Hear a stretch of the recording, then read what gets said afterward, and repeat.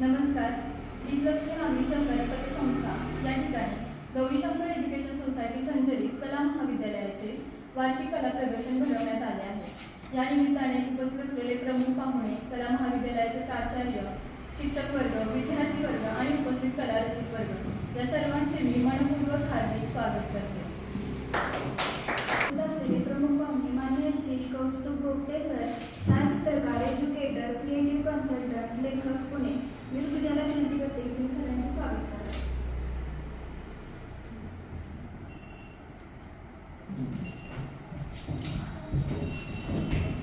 माननीय श्री सर, लेखक आणि संस्थापक दीपलक्ष्मी नागरी सहकारी पतसंस्था मर्यादित सातारा. मी निखिलला विनंती करते की त्यांनी सरांचे स्वागत करा.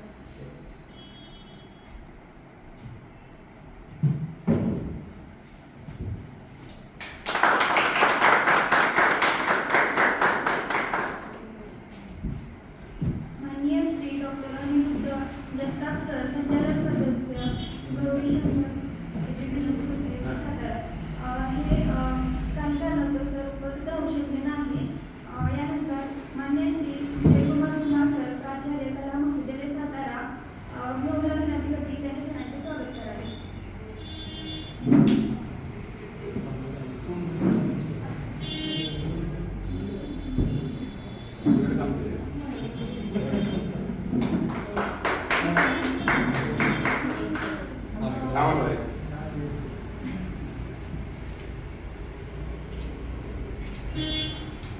यानंतर माननीय स्पर्धा मॅडम ECBला विनंती करते स्वागत करा.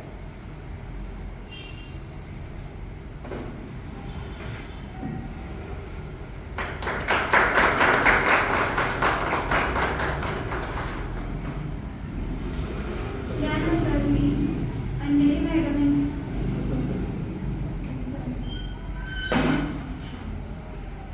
माननीय चित्रकार प्रसाद चव्हाण सर, कुणाल हिरा विनंती.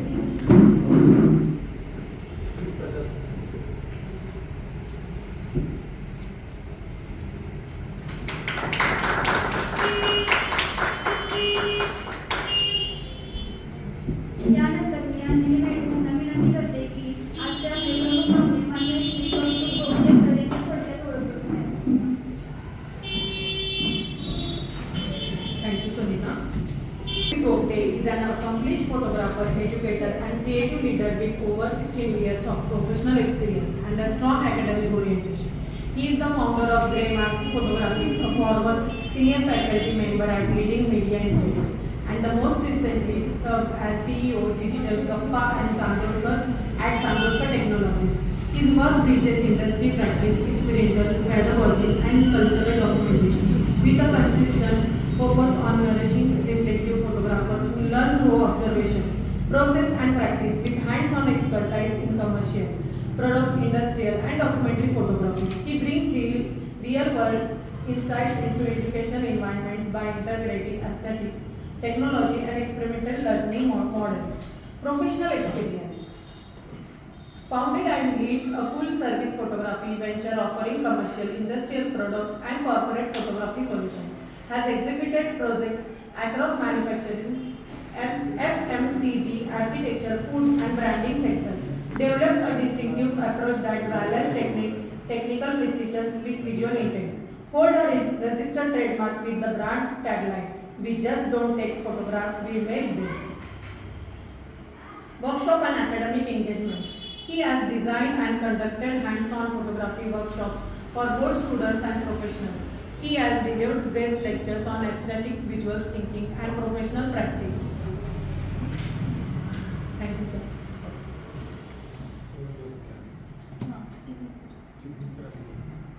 Thank you madam. यानंतर मी चिटणीस सरांना विनंती करते की त्यांनी आपले मनोगत व्यक्त करावे.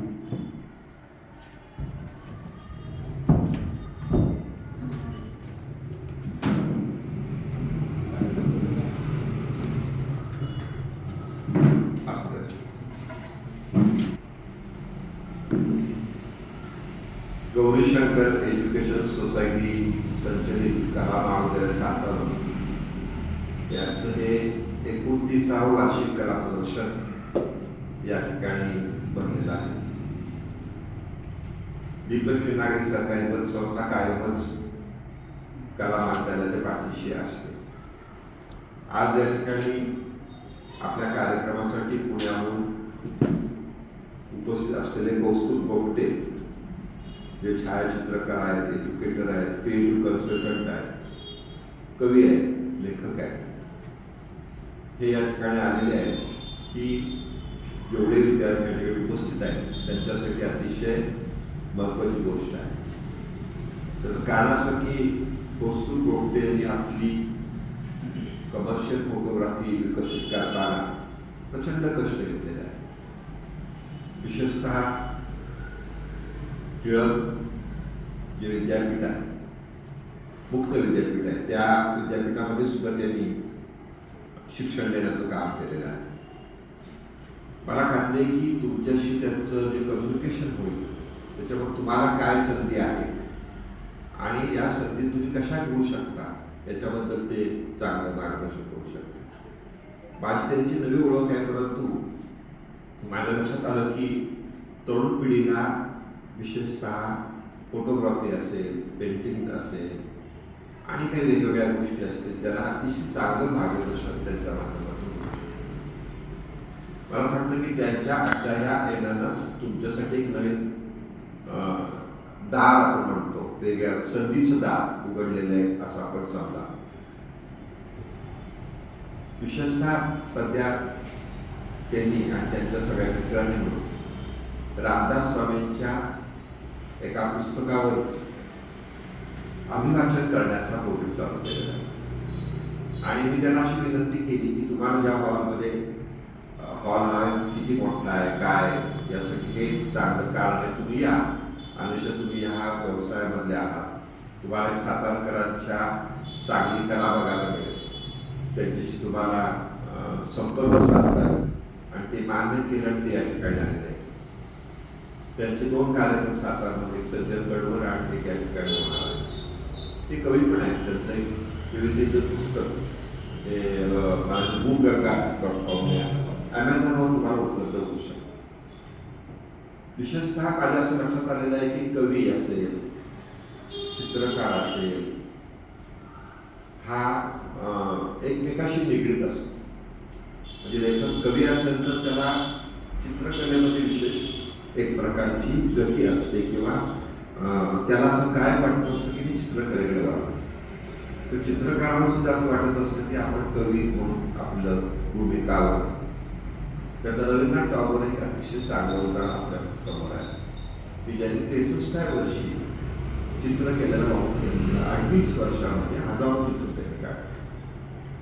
परंतु ज्यावेळेला शांतिनिकेतन मध्ये ते विद्यार्थ्यांसाठी काम करत होते, एक मुकुल देऊन विद्यार्थी होता, तो चित्र काढत होता, हे मागून त्याला बघितलं चित्र काढतात आणि त्याला त्यांनी इन्स्पायर केलं. एवढंच नव्हे तर त्याला अमेरिकेला बरोबर घेऊन गेलं आणि तो मोठा चित्र काढला. आपल्या भारतीय चित्रकलेमध्ये रवींद्रनाथ टागोर यांचं महत्त्व फार मोठं आहे.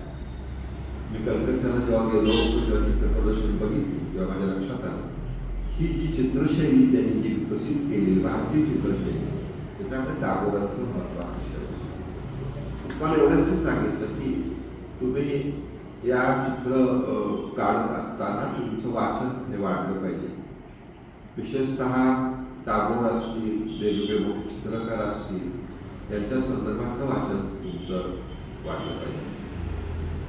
मला तर नाव लक्षात येत नाही, परंतु गोव्याचा एक चित्रकार मुंबईमध्ये गेला आणि साधारणपणे स्वातंत्र्य आपल्याला मिळालं नव्हतं, त्याला त्यांनी चित्र प्रदर्शन बनवलं आणि बाहेरच त्याचं जे चित्र होतं ते मूळ चित्र होतं आणि ते बघितल्यानंतर मुंबईमध्ये प्रचंड असंतोष निर्माण झाला आणि त्याच्यावर केस झाली, त्याच्यावर आणि काही त्याला त्रास देण्यात आला.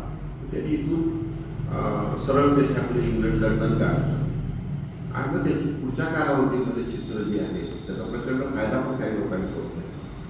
लाखो रुपयाला मोठ्या प्रमाणात तेव्हा चित्रकला हे माध्यम जे आहे हे अतिशय महत्त्वाचं आहे. आणि आज जर आपण बघितलं तर विशेषतः विद्यार्थी विद्यार्थिनी कला क्षेत्रामध्ये म्हणजे आपण जे 3 म्हणतो कॉमर्स, आर्ट्स आणि सायन्स त्याच्याकडे चाललेले आहे. मी तुम्हाला मुद्दामून सांगू इच्छितो की तुम्ही फार नशीबवान आहात. जसं मी बघितलं की आता आमच्या शाळेमध्ये विद्यार्थी विशेषतः मराठीमध्ये हुशार आहेत, ज्यांना कविता करता येते, ज्यांना लेखन करता येतं, ती नेमके पुढच्या इनडोर सोर्सच्या दृष्टिकोनातून म्हणजे त्यांना वाटतं की आयुष्य माझं चांगलं केलं पाहिजे म्हणून ते मग सायन्सला जातात, कॉमर्सला जातात, तर विशेषतः इंजिनियर होतील आणि काय होतील. आणि मग त्यांना पुढच्या आयुष्यामध्ये असं जाणवायला लागतं की आजच्या माझी तर आवड कवितेची होती, माझी आवड विशेषतः भाषणाची होती आणि मी कुठल्या क्षेत्रात आलो. परंतु आम्ही एक नवीन आता प्रोजेक्ट चालू केलेला आहे विशेषतः, आणि आम्ही लोकांना सांगतो की तुम्ही मेकॅनिकल इंजिनियर झाल्याचा अर्थ तुम्हाला जर शाळेमध्ये तुम्हाला मराठी आवडते, मराठी लेखन आवडतं, लेखक होतं, तुम्ही तिकडे वळा, त्याच्यात PhD करा. तसं तुम्ही नशिबात मी एवढंच उदाहरण दिलं की तुम्ही ज्या क्षेत्रात आहात त्या क्षेत्रामध्ये तुम्हाला प्रचंड वाव आहे. तो वाव कसा घ्यायचा त्याच्यासाठी जर कौतुक लोक या ठिकाणी आलेले आहेत. दुसरे प्रमुख पाहुणे जे आहेत त्या ठिकाणी, ही माझी मुलगी आहे स्वर्णा कुलकर्णी, स्वर्णा चिटणीस कुलकर्णी. तिची एक घटना तिने नागेवाडी शाळेमध्ये सांगितली तुम्हाला मुद्दाम सांगतो की ती 10वी झाल्यानंतर तिला 12वी नंतर पुण्यामध्ये शिक्षणाला नाही आवडलं अशी आमची कल्पना होती. आणि त्याच्यामध्ये बेसिक रिझन होतं ते असं की आपल्या सिक्कीम समाज पुढे मुंबईकडं जास्त आहे आणि पुण्यात शिक्षणही चांगलं भेटतं. पण माझा एक भाचा आहे, तो आता लंडनला आहे, तो पुण्याला होता. तो म्हटला मामा 12वी नंतर काय आवडतोस तू, 2 वर्ष मला काय आवडतो, 10वी नंतर. तर ती सांगत होती की मी सातारा ते पुणे अख्खं हिस्ट्रीमध्ये रडत होते की मला बाबा इथं ते पुण्याला पाठवतात. आणि ती 8 दिवसात काय झाली सगळं पुण्यामध्ये तिला लक्षात आलं पुन्हा काय, तेव्हा तिला 2 वर्ष एक्स्ट्रा मिळालं. ही मी एवढंच सांगतो की कौस्तुभ आज या ठिकाणी आलेले आहेत, ते पुणेकर आहेत, विशेषतः ते पनवेलकर होते पहिले, परंतु त्याचा उपयोग तुम्हाला कसा करून घेता आला पाहिजे. दुसरी गोष्ट ती मुलगी माझी जी ती मेकॅनिकल इंजिनियर झाली कमिसमध्ये, पहिली बॅच कमिसची मुलींची. आणि ती कुठं होती पुण्यामध्ये अटलास होती. परंतु तिने नंतर लग्नानंतर MBA केलं तर तिची साईड बदललेली. आता ती मार्केटिंगमध्ये आहे. मेकॅनिकल इंजिनियर असलेली मुलगी आता मार्केटिंगमध्ये आहे. ऑस्ट्रेलिया गव्हर्नमेंटची साऊथ आशियाची फायनल डायरेक्टर. तर तुम्हाला यावेळेस सांगितलं की तुमची चित्रकला जी आहे तुम्ही तेवढ्यात तुम्ही मर्यादित ठेवू नका. तुम्हाला माहित नाही तुम्हाला कुठं संधी मिळणार आहे, काय मिळणार आहे. तुम्ही जी साईड आहे, आर्ट साईड आहे, ती आता हळूहळू विकसित होते. कारण AI जे आपण म्हणतो, AI मध्ये आर्ट साईडला तेवढा धोका नाही जेवढा बाकीच्या क्षेत्राला आहे. तसं आपल्याला वाटत होतं, काय वाटत होतं, मोबाईल आला, आता फोटोग्राफी हळूहळू आता काय नव्हतं नाही फोटोग्राफर होता आपल्याला. आता उलट झालं. आता तुम्हाला लग्नामध्ये, मुंजीमध्ये सगळ्याला कमर्शियल फोटोग्राफर लागतो आणि तिथं तुम्हाला हळूहळू वेगवेगळ्या संधी आहेत. म्हणजे तिथे एक उदाहरण दिलं तुम्हाला. हळूहळू त्याच्या पुढच्या कालावधीमध्ये चित्राला प्रचंड महत्त्व येणार आहे, चित्रकलेला महत्त्व येणार आहे. तुम्ही ते कशा पद्धतीतून विकसित करता त्याला महत्त्व आहे. त्याचं कारण असं आहे की पुन्हा हे आपण जे म्हणतो चक्र फिरत असतं. उदाहरणार्थ तुमचं एक चित्र आहे, हे चित्र समजा तुमचं फेसबुकवर टाकलं तर ते चित्र जगात पोचू शकतं. पण मराठीतली कविता जगात पोचू शकत नाही. पण चित्राला भाषाच लागत नाही ना. चित्र हीच भाषा आहे. पहिल्यांदा चित्रभाषाच निर्माण, या सगळ्या भाषा निर्माण झालेल्या आहेत. त्याच्यामुळं हा हॉल विशेषतः तुमच्यासाठी कायम मोफत आम्ही ठेवलेला आहे की तुम्ही छोटी छोटी चित्र करावी, ती हळूहळू इथं विक्रीसाठी ठेवावी. नवीन नवीन काही ग्रुप्स करावे. जसे इथं कराओकेचे कार्यक्रम होतात, चित्र प्रदर्शनाला स्पेशली आणि आम्ही काही करतो. आत्ताच आम्हाला धुमाळ सरांनी सूचना केलेल्या आहे, चव्हाण सरांनी सूचना केलेल्या आहे की लाईट व्यवस्था पाहिजे आणि काय पाहिजे. तर सातारमध्ये आपण असा प्रयत्न करतो आहोत की संस्थेचं कामच हे आहे की आपल्या शहरातल्या विद्यार्थ्यांना, त्या कलागुणांना एक प्रकारचं स्टेज द्यावं आणि त्याचा आपण प्रयत्न करतो आहोत. या ठिकाणी कौस्तुभ माझ्या विनंतीला मान देऊन आले म्हणून त्यांचं मी आपण काय केलं त्यांचं स्वागत करूया. त्यांना तुम्ही उपयोग करून घेतला तर आमच्या लक्षात येईल की आणि त्यांनी काम तुमच्या माध्यमातून केलेलं आहे. तुम्हाला सरांनी तुम्हाला अतिशय चांगल्या पद्धतीने तयार करून घेतलेला आहे आणि तुम्हाला सांगितलं पाहिजे की जसं ते आपण म्हणतो बरीच लोखंडाला लावल्यानंतर काय होतं, सोनं होतं थोडक्यात. परंतु ते त्याला परिसच लावायला लागतं ना लोखंडाला. शिक्षकाचं तसं नाही. शिक्षक हे परिस आहे. ते तुम्हाला स्पर्श जेव्हा करतो तुमच्या विचाराला, तुमच्या कलेला, तुमच्या कुठल्याही गोष्टीला, तेव्हा तुम्ही परिस होत असता. तुम्ही दुसऱ्याला पुन्हा मोठं करू शकता. आणि अशातलंही व्यक्तिमत्व वारसर आहेत. विशेषतः चव्हाण सर पण तसेच आहे. चव्हाण सरांना त्याला टाळ्या आवडतले वाजवा की त्यांच्या मनामध्ये एवढंच आहे की मी शिक्षक म्हणून मुलांना विकसित केलं पाहिजे. प्रत्येकाचं एक ध्येय धोरण ठरलेलं असतं. त्या ध्येय धोरणामध्ये त्यांनी पूर्णपणे वाहून घेतलेलं आहे. त्याबद्दल त्यांचंही मी या ठिकाणी कौतुक करतो. 2-3 दिवस तुमच्या या ठिकाणी वेगवेगळ्या गोष्टी होणार आहेत. रविवारच्या कार्यक्रमामध्ये परंतु गोपटे सरांची भरपूर गप्पा मारा, ते भरपूर बोलतील. मला थोडी घाई असल्यामुळे मी लवकर जाणार आहे. परंतु या हॉलमध्ये दर प्रत्येक महिन्यामध्ये 7-8 दिवस तरी चित्र प्रदर्शनात होईल अशी मी या ठिकाणी अपेक्षा व्यक्त करतो. पुन्हा एकदा तुमच्या सर्व विद्यार्थ्यांना तुमच्या आयुष्यासाठी शुभ चिंततो. तुम्हाला कधीही काही पुण्यात कुठे मदत काही लागली तर आम्हाला अवश्य सांगा. परंतु मी एवढंच सांगेन की आत्ता आर्टसाठी विशेष संधी आलेली आहे. त्याचा आपण योग्य तो फायदा करून घ्या अशी विनंती करतो आणि माझं मनोगत संपवतं जाईल.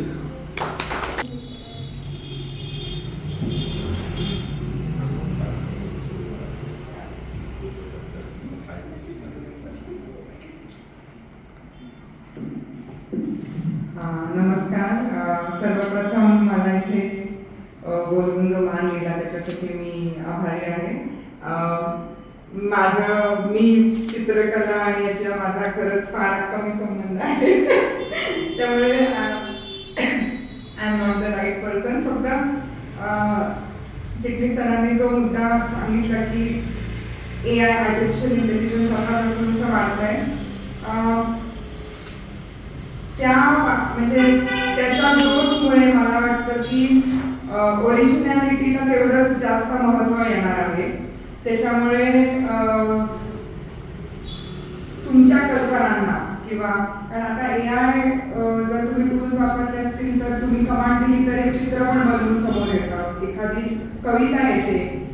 सो आता असा मुद्दा येणार आहे की ओरिजिनॅलिटी आणि हे जे AIचं काय म्हणतो आपण जे काय आउटपुट आहे त्याच्यामध्ये जो डिफरन्स आहे. सो मला वाटतं की ओरिजिनॅलिटी तितकीच महत्त्वाची होत जाणार आहे. त्यामुळे कला क्षेत्रात कला किंवा कलाकारांना खूपच महत्त्व वाढणार आहे. दुसरी एक सांगायची गोष्ट म्हणजे माझ्या वेळेला मी 2005 साली 2007 साली मी 2005 साली 10वी झाली. तेव्हा सायन्सचा कट ऑफ नेहमी हाय असायचा कॉलेजेसला वगैरे. आत्ता पुणे मुंबईत तुम्ही बघितलं तर जी टॉपची कॉलेजेस आहेत त्याला आर्ट्सचा कट ऑफ जास्त आहे. सो या 15 वर्षांमध्ये आर्ट्सचं महत्त्व वाढलेलं आहे. आर्ट्समध्ये आता म्हणजे माझ्याच फॅमिलीमध्ये एक जण आहे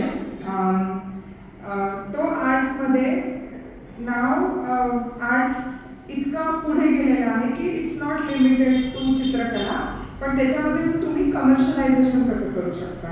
so as simple as automobile design त्याच्यामध्ये पण आर्ट्सच्या स्टुडंट्सना प्राधान्य दिलं जातं.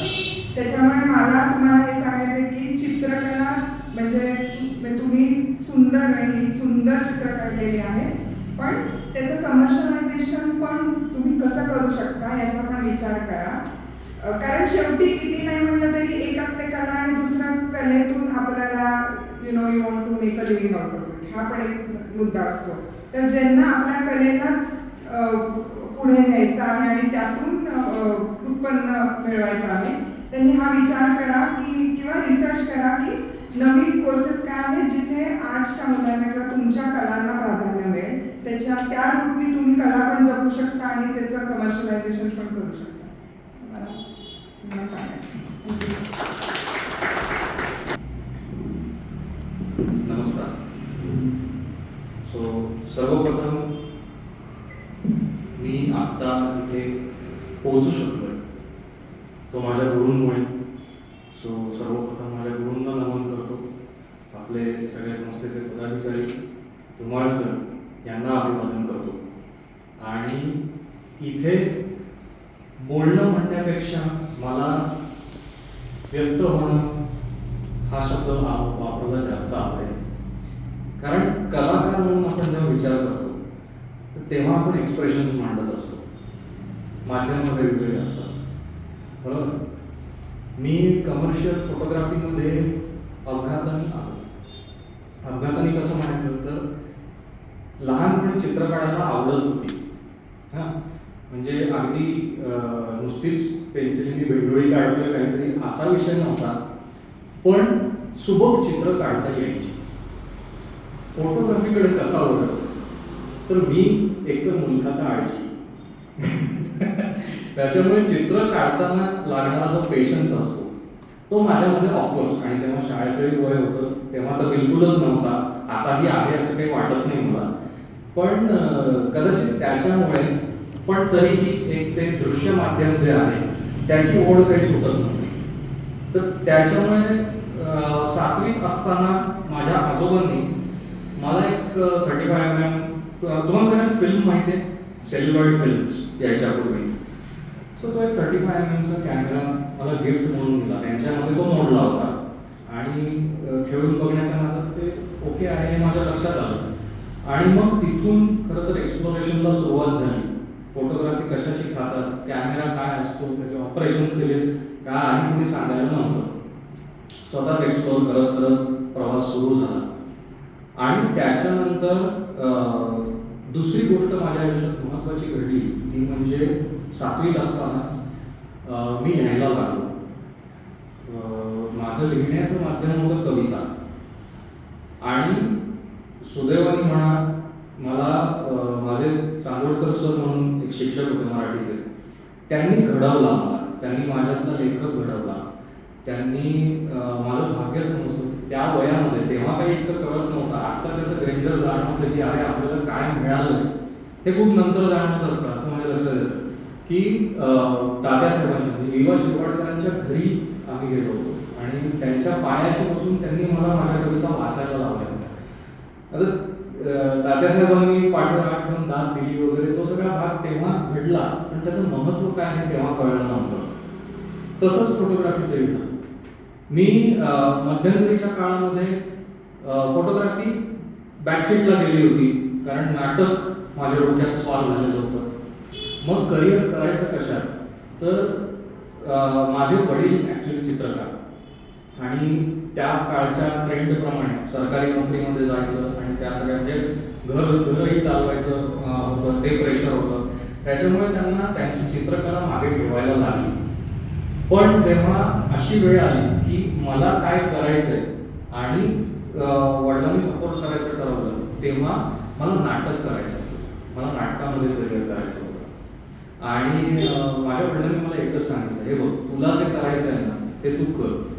मला करता आलं नाही ही खंत माझ्या डोक्यात आहे, ते मी तुझ्या बाबतीत घडू देणार नाही, पण पुढची जबाबदारी तुझी.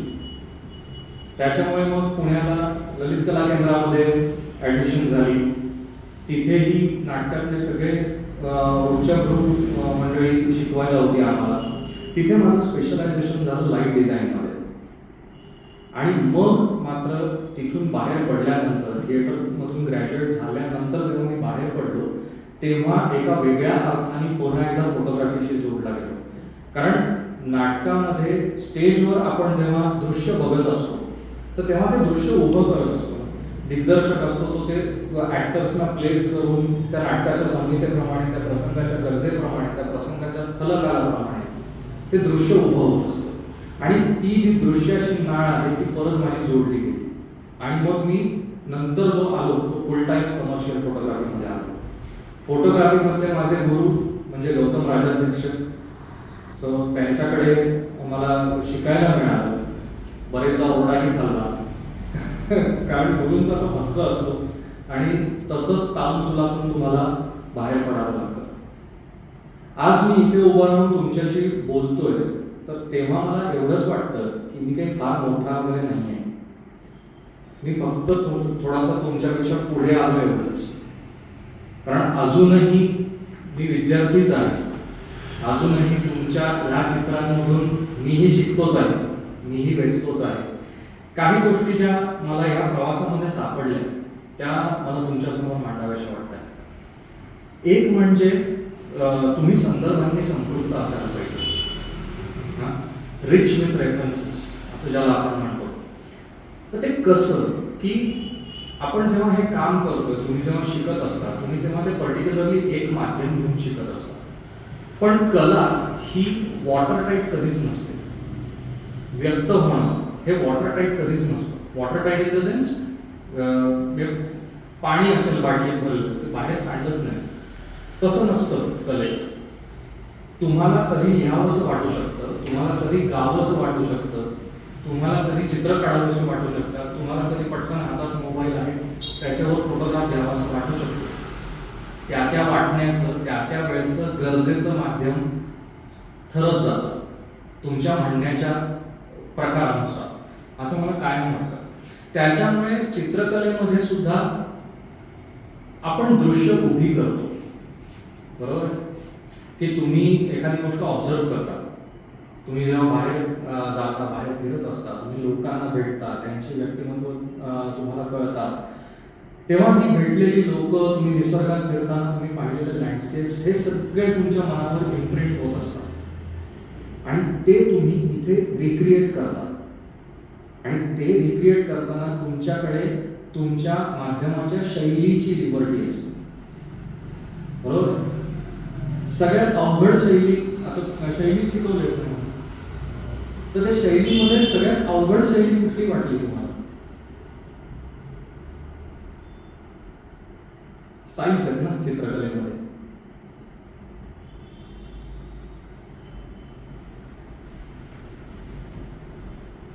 थेरॉटिकली असतं ते, प्रॅक्टिकली आता ते त्यांचे थिओरिटिकली जेव्हा तुम्ही ते ऐकलं, जेव्हा तुम्ही ते चित्र बघितली तेव्हा तुम्हाला काय वाटलं? कुठली चित्रशैली आवडेल झेपेल असं वाटत नाही? मुघल दगड चित्रशैली. ओके, का बरं? कारण त्यांचे ते म्हणजे त्यांची ती जे लयदार जी रेषा, आकार, ड्रेपरी ते जरा मला राईट.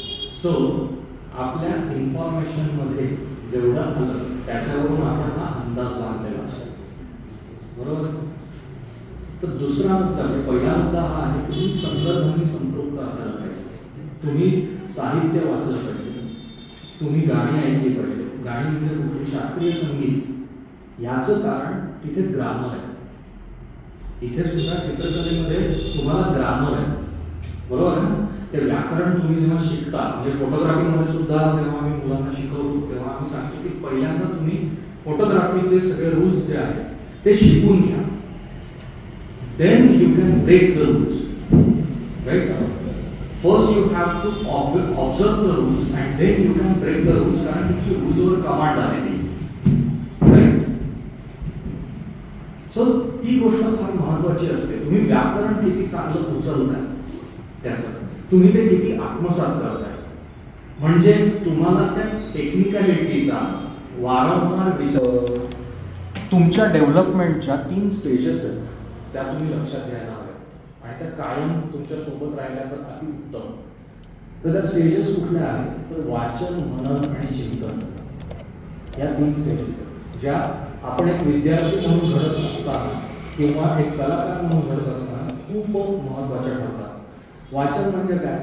तुम्ही इन्फॉर्मेशन गोळा करता, तुम्ही ती वाचता, तुम्ही बघता चित्र आसपास, ती तुम्हाला दिसतात, तुम्ही कुठेतरी मनाच्या कोपऱ्यात ती ठेवून दिलेली असतात. करेक्ट. त्याच्या पुढची स्टेज येते ती म्हणजे मनन. मनन म्हणजे काय? तर तुम्ही जे शिकलोय त्याचा सराव करा, जसं आहे तसं, पण त्याचा सराव करत राहणार. ते मनन असतं. तुम्ही ते पाठांतर करत असता, ते टेक्निक पाठ करत असता. आणि मग जेव्हा तुमची इन्फॉर्मेशन आणि तुमचं मनन, म्हणजे वाचन आणि मनन या दोन्ही गोष्टी तुमच्या कह्यात येतात, तेव्हा मग तुम्ही सरकता चिंतनाकडे. हे जे काही चर्निंग झालेलं आहे तुमच्या डोक्यामध्ये, त्याच्यावर आता तुमची स्वतःची थॉट प्रोसेस काय आहे? तुम्हाला स्वतःला कुठला विचार मांडावा असं वाटतो का? त्यातनं ह्याच्यावर ते चिंतन सुरू होतं. म्हणजे जेव्हा फोटोग्राफीमध्ये मी विचार केला की हे काय करता येईल आपल्याला, आपलं आपलं म्हणून काय करता येईल, तर तेव्हा वाचत असताना पोशी रेगे हे कवी आहेत मराठीमध्ये. तुम्ही ऐकलंय का नाव? पोशी रेगे नाही ऐकलेलं? जाऊन शोधा लायब्ररीमध्ये, त्यांच्या कविता वाचा. याचं कारण असं आहे, साधारणपणे जे पब्लिश्ड कवी आहेत ना, प्रसिद्ध कवी आहेत, ते तुम्हाला माहिती असतील. हां, हे अनवट कवी जे आहेत ते आपल्याला फार माहिती नसतात. मी कवितेच्या बाबतीत सांगतोय मी. तर त्यांच्या कवितांमध्ये सरधोपट उपमा नाहीत. हां, सरधोपट उपमा म्हणजे काय? की तो सिंहासारखा शूर होता, ही सरधोपट उपमा झाली.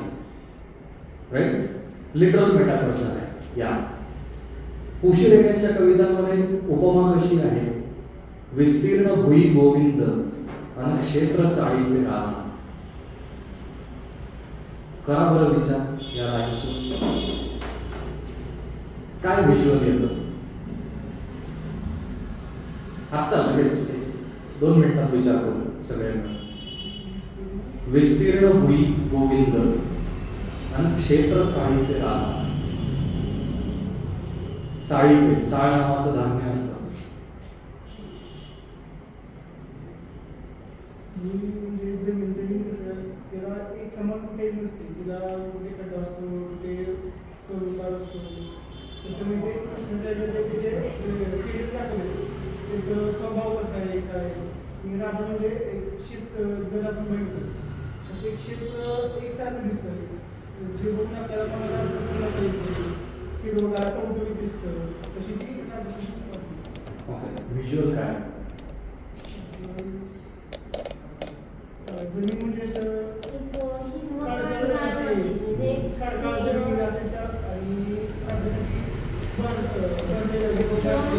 जे सेट जे आहे तुम्ही सांगितलं की साळीचे जे सेट किंवा आपण पीक म्हणू, त्याच्या जर नसतं किंवा जर लागवड घेतली असते किंवा ते शेत नांगरलेलं असतं, तेव्हा बघताना आणि जेव्हा जे शेत बघतो तेव्हा बघताना फरक जाणवतो.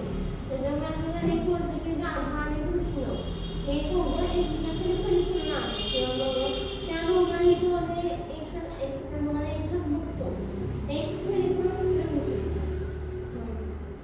अजून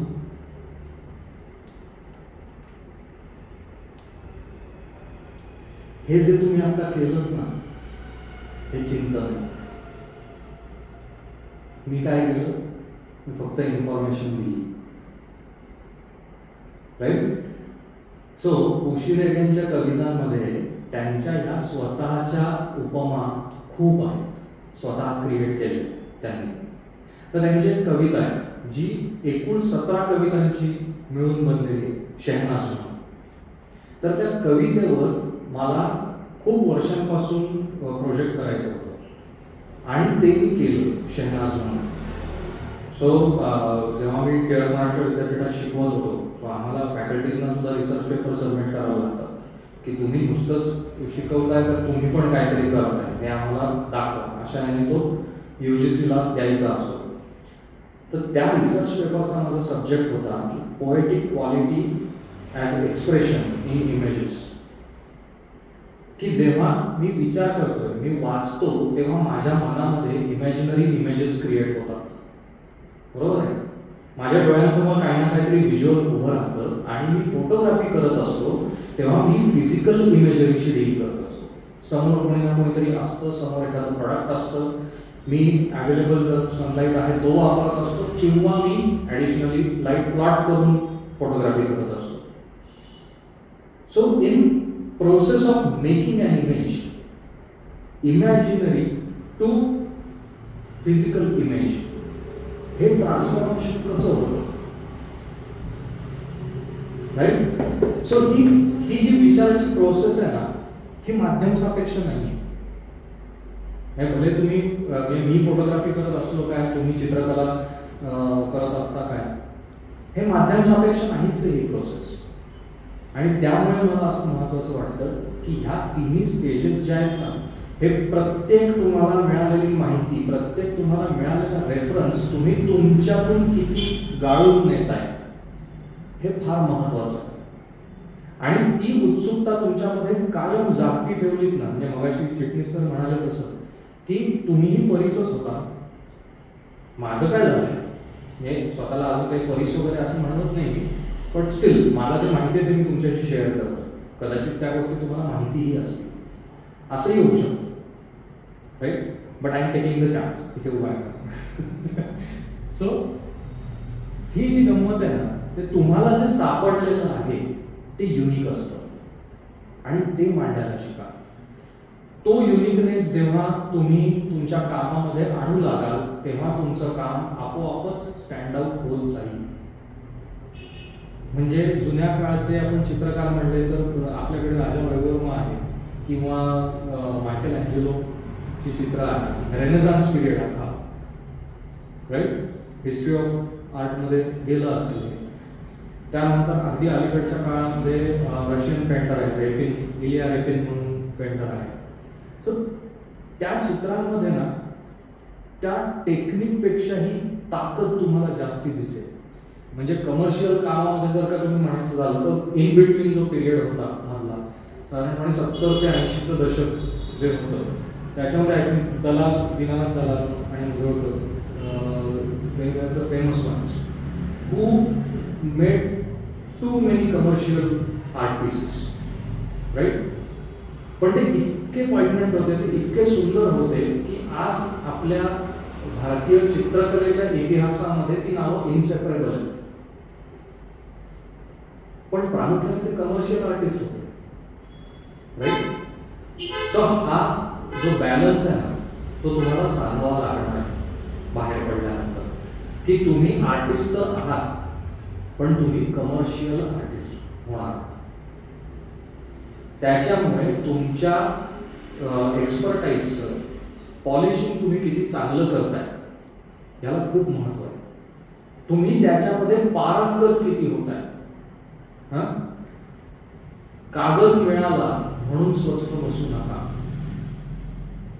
मला एक खूप मोठं रिग्रेट होतं माहिती आहे का, सुरुवातीची काही वर्ष, की मला अशा कुठल्या स्टेटेड, कारण जेच्या डिप्लोमाला गेलो, अरे तुला ऑलरेडी येते फोटोग्राफी, तू कशाला येतो शिकायला, म्हणून मला पळवून लावला होता. तो रिग्रेट खूप काळ माझ्या मनामध्ये कायम होता की अरे आपल्याला डिग्री किंवा डिप्लोमा नाही मिळाला फोटोग्राफी मधला. पण जेव्हा तुमचा ध्यास त्याच्या मागे असतो ना, तेव्हा त्या कोंबडीला महत्व उरत नाही. पण त्या इन्स्टिट्यूशन मधून तुम्ही किती आणि काय घेताय ह्याला जास्त महत्व असतं. तुम्ही लिटरली सरांना छळलं पाहिजे की आम्हाला हे सांग, मला हे जमत नाही, मला हे जाणून घ्यायचंय. कुठल्याही शिक्षकाला, हे फोटोग्राफी शिकवत असताना जाणवलेली गोष्ट आहे मला, कुठल्याही शिक्षकाला सगळ्यात जास्त आनंद कधी होतो माहितीये, जेव्हा त्याला कळतं की माझ्या विद्यार्थ्याला अजून तहान आहे, मग मी ती कशी भागवी ह्याच्या मागे तो लागतो. बरोबर नसतं. आणि मग वाटतं तिथून जीवाचं रान करून रेफरन्सेस आणून देतील, पण ते जास्त समाधान. तसे तुम्ही व्हा, हे माझं म्हणणं. आता जेव्हा तुम्ही बाहेर पडताय तेव्हा बाहेर AI नावाचं एक भूत उभं आहे, राईट?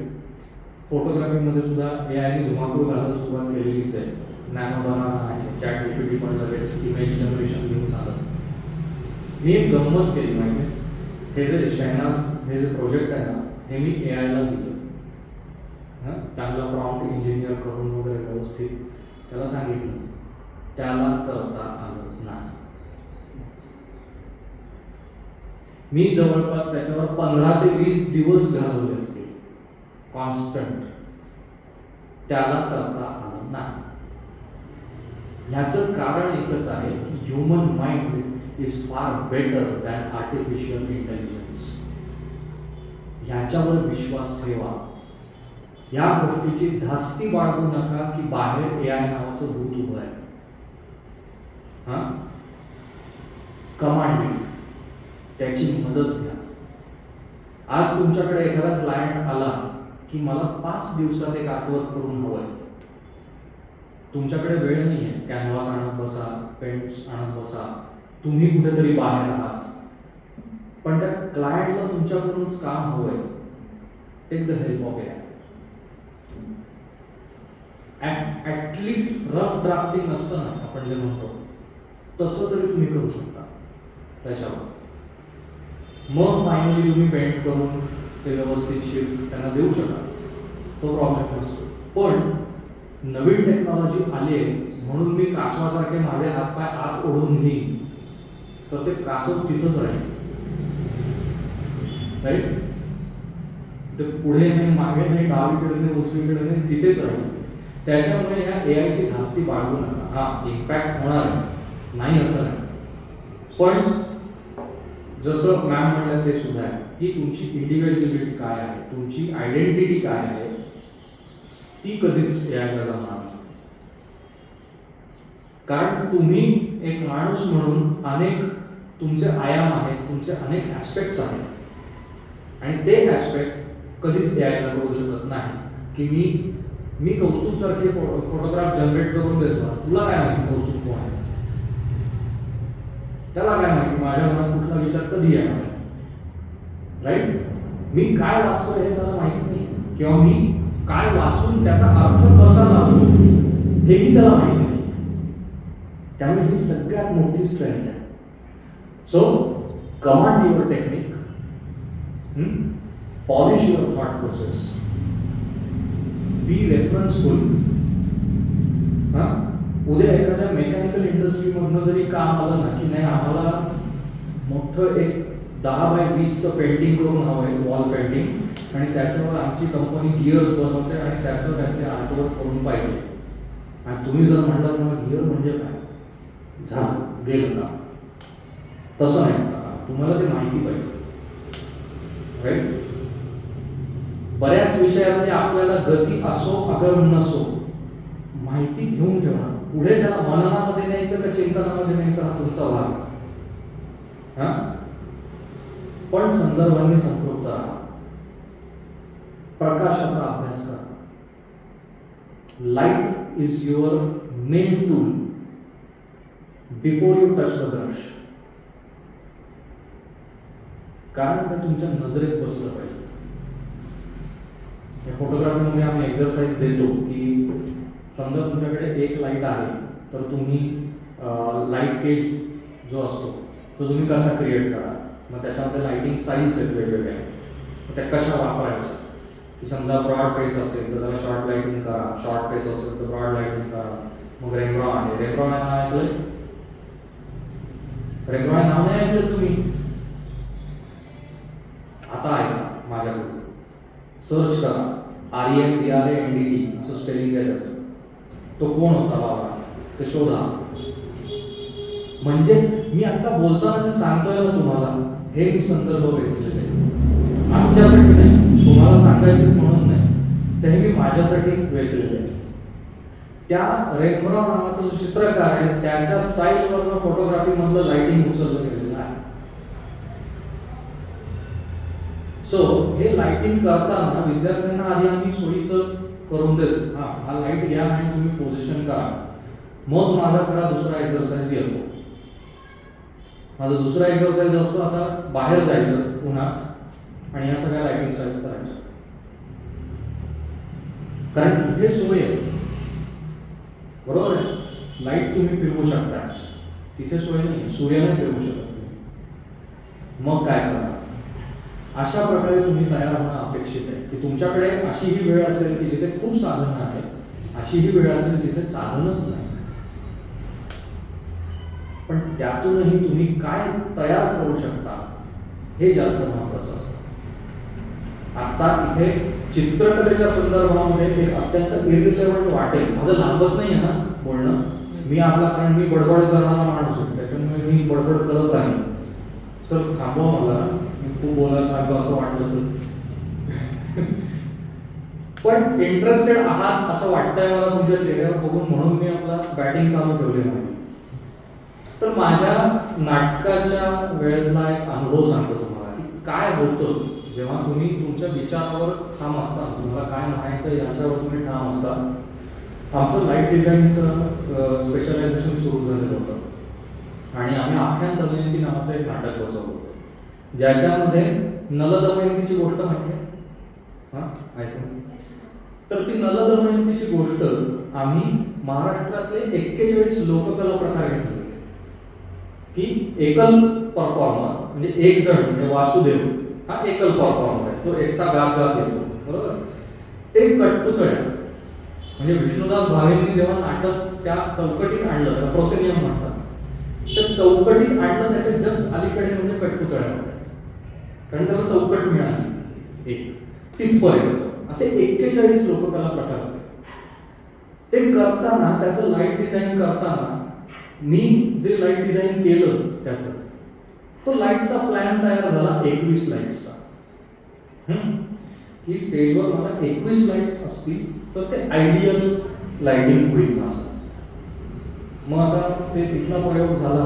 पुढे आम्हाला कणकवलीचा नाट्य महोत्सव असतो, तिथे ते परफॉर्म करायचं होतं.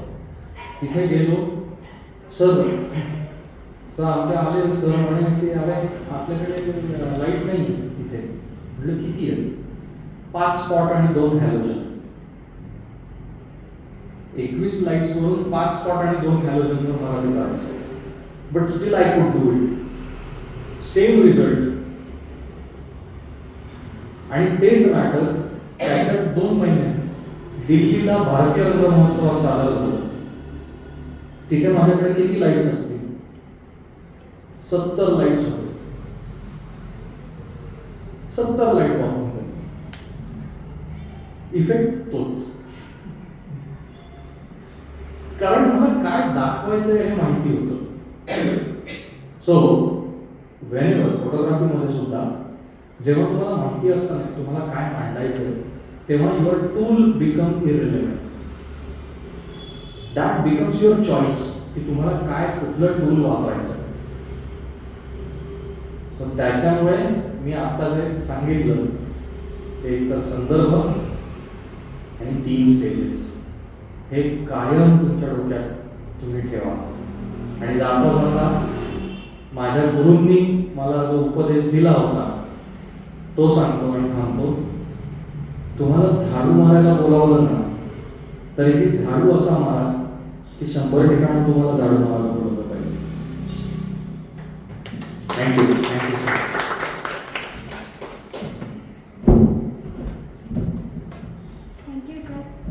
यानंतर मी तुम्हाला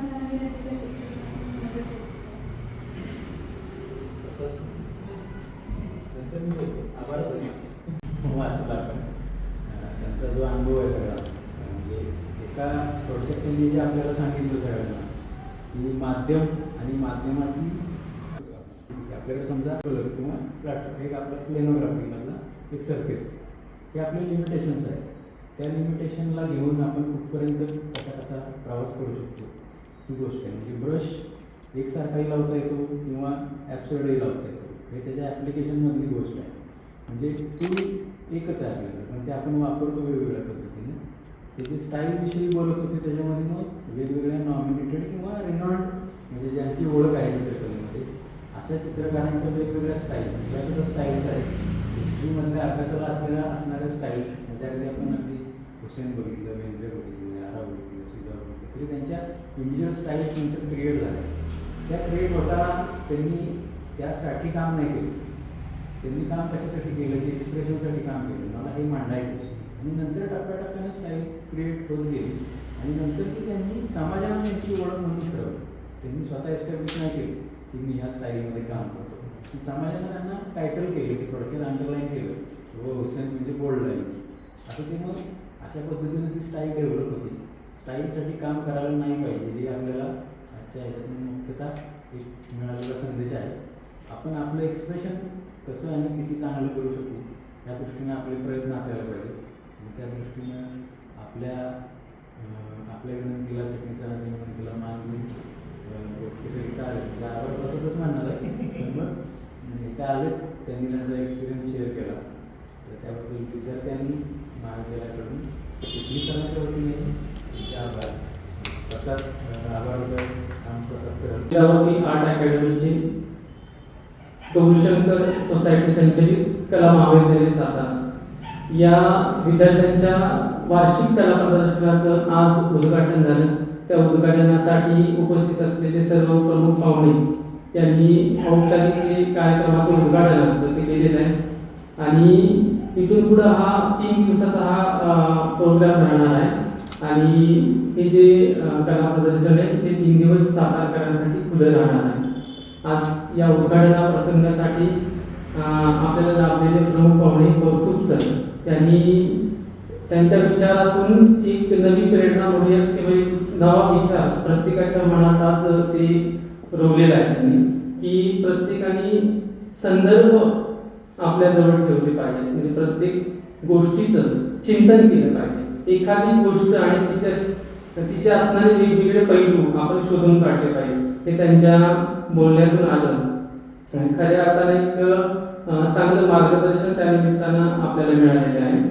मी उपस्थित सर्वांचे परत एकदा आभार मानतो आणि हा उद्घाटनाचा कार्यक्रम संपला असं मी जाहीर करतो. धन्यवाद.